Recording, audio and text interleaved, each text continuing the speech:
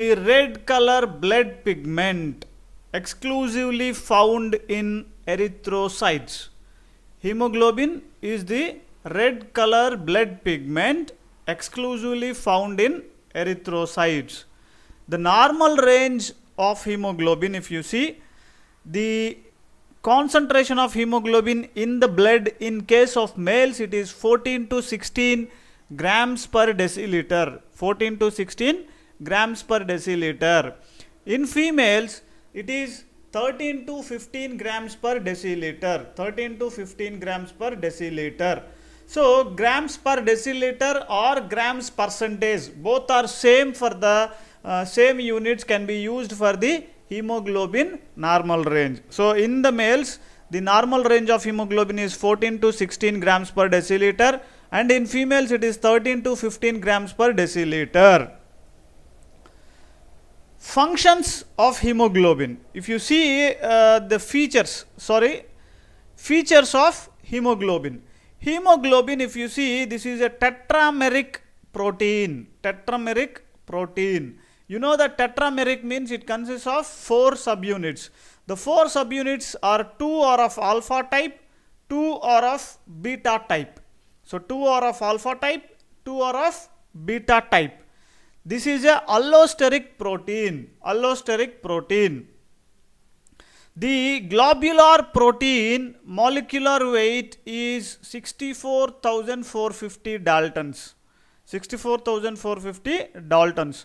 So hemoglobin is a globular protein. That is why it is called as globin. Globin means it is globular in shape. Globular means it is round or circular or spherical or sphere shape.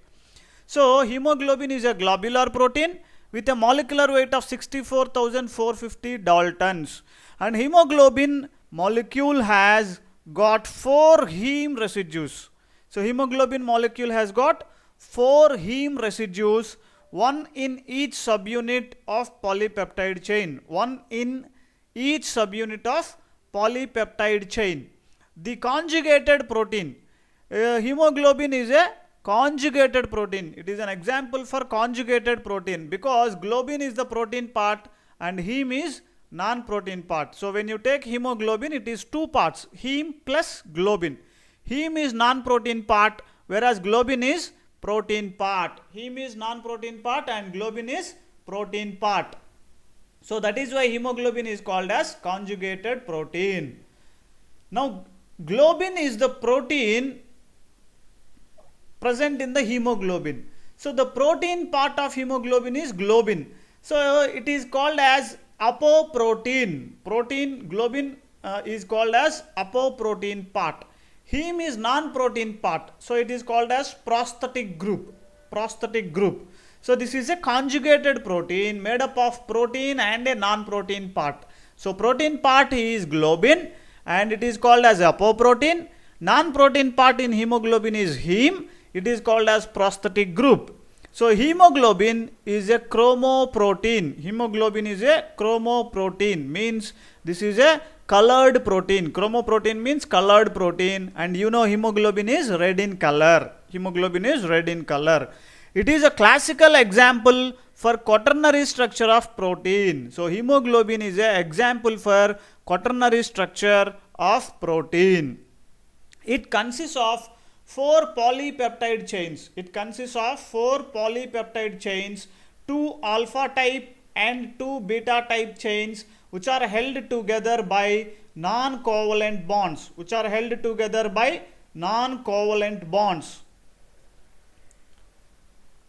Coming to the structure of hemoglobin, first you know that hemoglobin is split into heme and globin part. Now first we will see about the heme part, and globin, it is a protein part. Protein is nothing but quaternary structure here. So all the amino acids are linked, the 4 domains are linked and come together and function as a single protein. So you have already studied about this globin in your previous year or in your protein chemistry classes. So I am not going into the details of globin, and we are more concerned with the structure of heme. So structure of heme is very important in exam point of view and in the understanding many aspects of our body physiology.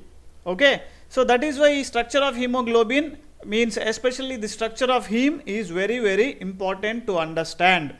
Now see the structure of heme.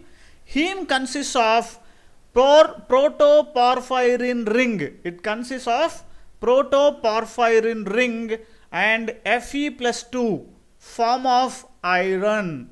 So Fe+2 form of iron. So Fe+2 has 6 valencies. Means the 6 valency means in the outermost orbit it is having 6 electrons in its outermost valency. So 6 free electrons are there. So valency 6 means it can form maximum of 6 single bonds. 6 valency 6 is indicates that it can form maximum of 6 single bonds. So remember, heme consists of a ring called protoporphyrin ring and a central metal atom called iron, which is present in Fe+2 form. So this Fe+2 ion valency is 6. So its 6 valency indicates that this central metal atom can maximum form 6 single bonds. So among these 6 bonds that are formed by the central metal atom iron in heme, if you see, 4 bonds are formed by the nitrogen of pyrrole rings. So there are 4 pyrrole rings in the structure of heme, and 4 pyrrole rings are bonded to the central metal atom iron with nitrogen of the pyrrole rings. Then 5th bond is formed by imidazole nitrogen of proximal histidine. Imidazole nitrogen of proximal histidine. 6th bond, it binds to oxygen in oxyhemoglobin. 6th binds to oxygen in oxyhemoglobin. So heme consists of 4 pyrrole rings and 1 imidazole ring of histidine, and one bond is free for binding with the oxygen or to bind with the carbon dioxide, because you know heme is responsible for the transportation of oxygen and carbon dioxide. Okay, up to now am I clear?